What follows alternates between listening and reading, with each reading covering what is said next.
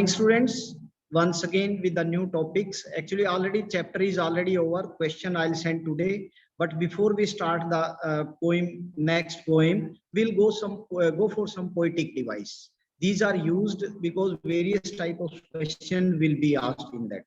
उसमें काफी क्वेश्चन पूछे जाएंगे and these are known as a poetic device. First of all, the first is the rhyming words. Rhyming words, what are the rhyming words? The words which have same ending sound. Last की जो sound होती है same होती है, that is known as a rhyming words. For example, you can see the example: night bright, four more, king sing, like this. Last sound is same, that is rhyming words. Sometime a question also can be asked, write the pair of rhyming words. It means from the stanza you have to find out which words are having different same sound. Jin words की same sound है they can be a pair of rhyming words, उनके rhyming words के pair हो सकते हैं. Okay, rhyming words means the initial last sound is same. And next is alliteration. Next one is alliteration. The word having initial same sound, starting sound hoti hai, that is same, that is known as a alliteration. For example, it is shown in your screen: west wind, means both these words have started with w se start hue hain, that's why they are having the same words or same consonant. They are known as a alliteration. These are known as alliteration. Next, your poetic device is personification. These are very important. Actually, you have to write even in your notebook after the chapter is over.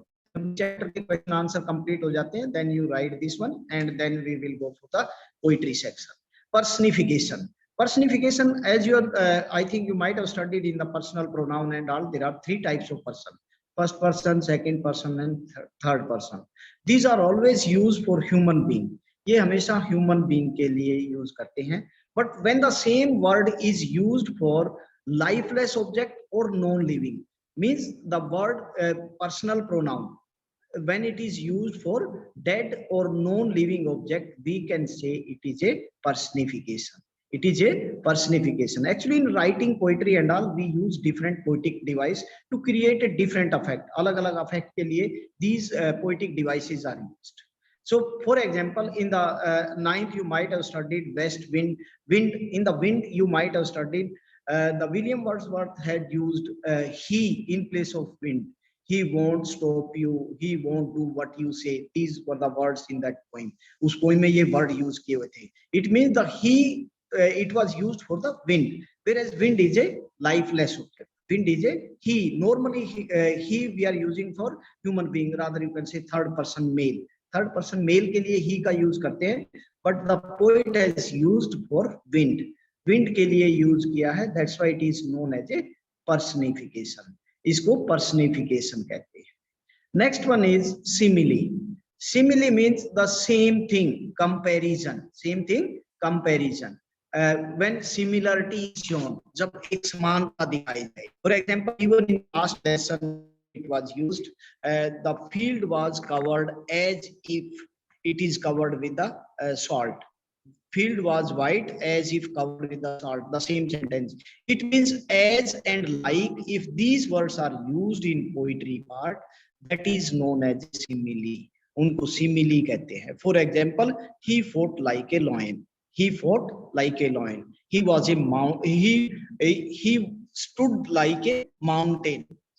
Mountain means it is an indication of stillness. एक स्थिरता की symbol है mountain. So to indicate that one, to comparison, have a comparison. For example, in this, he fought like a lion. Lion is a symbol of courage and strength. Lion is a symbol of courage and strength. That's why lion word is used in this. He fought like a lion. It means he was very brave, bravery, courageous, strong. These words, to stress on these meaning, these type of poetic device we use, इनका use करते हैं.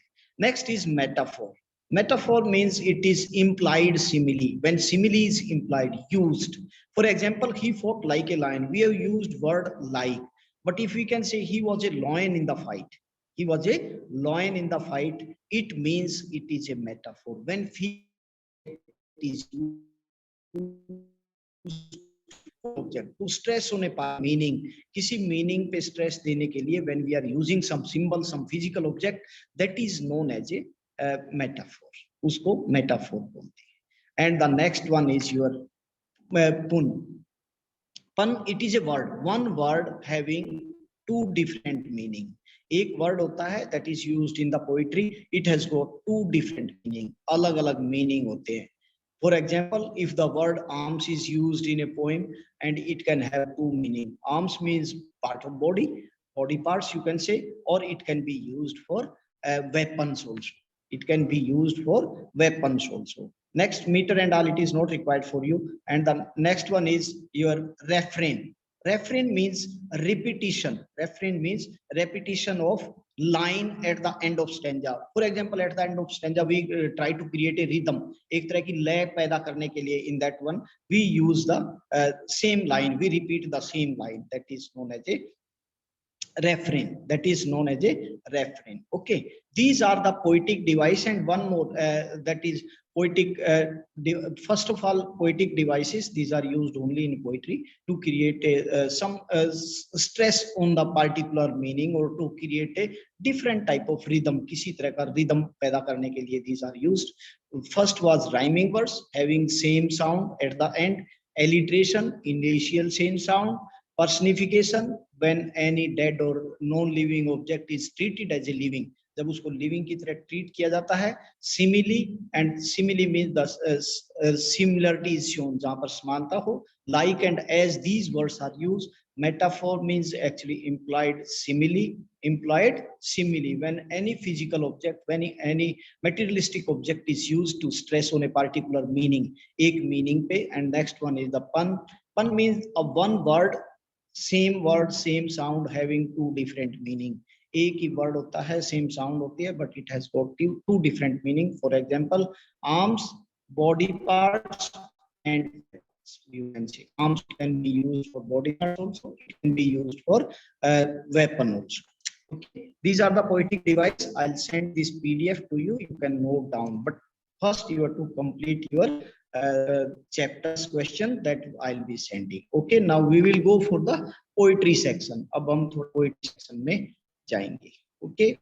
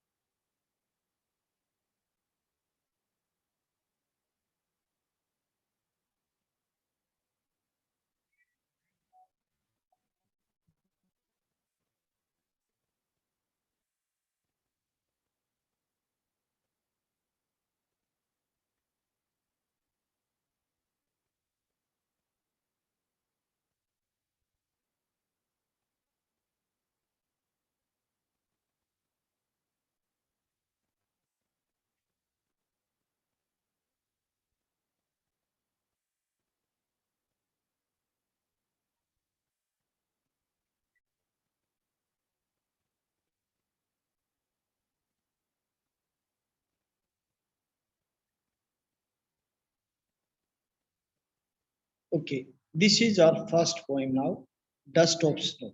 Now you can see it is only one stanza, Dust of Snow, written by Robert Frost. Robert Frost. Here you can, after going through this one, rhyming scheme and all poetic device, even we can go through the rhyming scheme, whatever it is used. Okay, so listen carefully.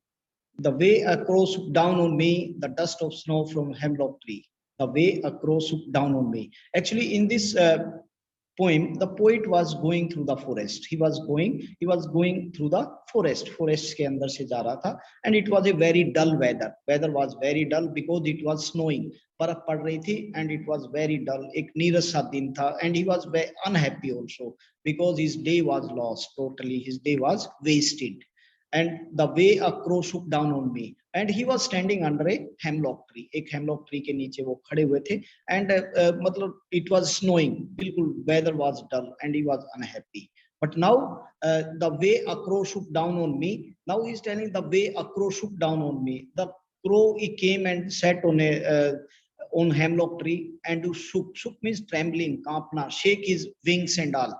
And some particles of dust that were on the trees, जो trees पे particles थे dust snow के जो particles थे, particle of snow that fell on the right from a hemlock tree, means the way a crow shook down on me means how he put the particles of snow on me from a hemlock tree, means he was standing under a hemlock tree, एक hemlock tree के नीचे खड़े हुए थे and a crow came.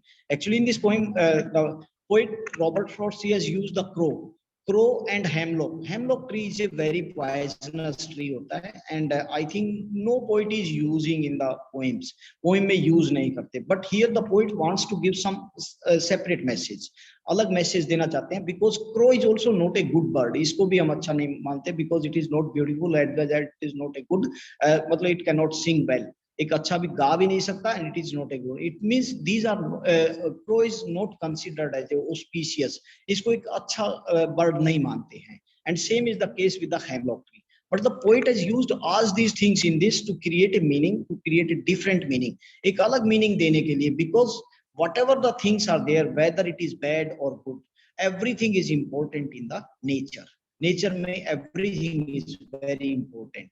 Okay, only we consider it is good or we consider particular thing is good or particular thing is bad. For example, crow and even for the other birds and all, nightingales and all, we consider it is a very auspicious bird and it is a very good sing bird, एक अच्छा गाना गाने वाला bird होता है, and other trees we the poet normally using, but here the Robert Frost he has used the hemlock tree, which is a very poisonous tree, एक जहरीला पेड़ होता है, and the crow is also known. But now he's using, and he has given my heart a change of mood and saved some part of the day I lived, means has given my heart a change, because earlier in the first stanza when the poet was standing under a hemlock tree he was very unhappy. Why he was unhappy? Because his day was spoiled, he was going, he could not go, and it was snowing, बर्फ पड़ रही थी, वो जा नहीं पा रहा था, the day was very dull, एक नीरस सा दिन था. And now when he was standing under a hemlock tree, all of a sudden a crow came and swooped down on him. Swoop down means some particles of the this one snow, it fell on him, uske upar. Has given my heart a change of mood, means because of these particles there was a sudden change in his heart, उसके दिल में एकदम से change आ गया, and he was very thankful to both this hemlock tree as well as the crow, because both the birds, this crow bird and the hemlock tree, they are not considered as a very auspicious things, ये इनको एक अच्छी auspicious या शुभ नहीं मानते थे, but still the it has given a very good both these things have done a very good for the poet, because he was unhappy over the atmospheric condition, वहाँ की atmospheric condition पे वो खुश नहीं था, but when he was standing under a hemlock tree, जब वो hemlock tree के अंदर में खड़ा हुआ था, and all of a sudden some particles of snow fell on him because of the shaking of this crow के shake करने से, हिलने से, trembling and all, because of that some particles, some dust some particles of snow, कुछ snow के कुछ particles थे that has fell on his head, उसके सिर पर गिर गए, has given my heart a change of mood, and almost at the same moment there was a change in his heart when because of the falling of dust of snow, has given my heart a change of mood and saved some part of the day I had lived. It means he had whatever the time he has wasted, he was repenting on that, feeling sorry for that, but he was very thankful to the crow because he had saved some part of his day, क्योंकि उसने उसके day का कुछ part बचा लिया था, because up to this time he was unhappy, he was in a sad mood, but because of this moment, this falling of dust of snow, dust जो snow की थी, जो बर्फ के particles थे, because of that there was a change in his heart, okay. So this is the poem, and there is another poem that is also a very small poem, the Fire and Ice. It is also written by Robert Frost. Actually Robert Frost is a natural poet, he writes everything about the nature, he tried to exploit the nature, try to explain all the beautiful things available in that. Means normally we consider so many things, only beautiful things, these are the only beautiful things, we try to differentiate, but he has used the crow and the that hemlock tree, which is auspicious. It has done a very okay. Now fire and ice, it is also a very religious poem. Actually in these two stanzas, there are two stanzas. Some say the world will end in fire, some say in ice. Some say, it means some people say the world will end in fire. Fire means here desire to collect the things, to expand the area, rather you can say it is the desire of owning the things, और चीजें इकट्ठे करने की इच्छा. Some say the world will end in fire. It means some people say because of the want, because of the need, because of our human nature, we try to gather the things. हम चीजें इकट्ठा करने की वो करते हैं. Because of that, the one day world will end. एक दिन ये पूरी दुनिया, it will end in fire. It will burn in fire. It will be destroyed. Some say in ice, but others say it will be destroyed in ice. Ice means here actually hatred. Ice means hatred. We hate each other, feeling jealousy. एक दूसरे से jealousy महसूस करते हैं. It means there are some people. It can be said in that way. There is some scientific view. One is the scientific view, and another one is the religious view. Religious, it is totally related to our emotions. It means some say it ice. Ice means hatred. Totally, it is emotions or feeling. And other one is the desire to owning the thing, desire of owning the things, और चीजें इकट्ठा करने की desire. This is the scientific view. And from what I have tasted of desire, I hold those who favor fire. Now the poet is telling, from what I tasted of desire, means I know about the desire, what it creates in the mind of people. लोगों के दिमाग में ये desire किस चीज की क्या create करती है. I hold with those, means I favor those. I'm supporter of those who favor fire, who are telling that end when the world will end in fire. Means मैं उनका supporter हूँ जो ये कह रहे हैं कि ये पूरी दुनिया और the world it will end in fire. ये fire में खत्म हो जाएगा. It means the poet is supporter of that. It means there are two views in this stanza. One is the religious view, another one is the scientific view. Religious view, it means the hatred that is in the next stanza. We will discuss this one. But here, mainly the scientific view is expressed. It means the world will end in fire because of the fire. And fire here it is considered as a desire. Desire means owning of the things. दूसरी चीजें इकट्ठी करना. And the poet is also the supporter of the same view. It means the scientific view.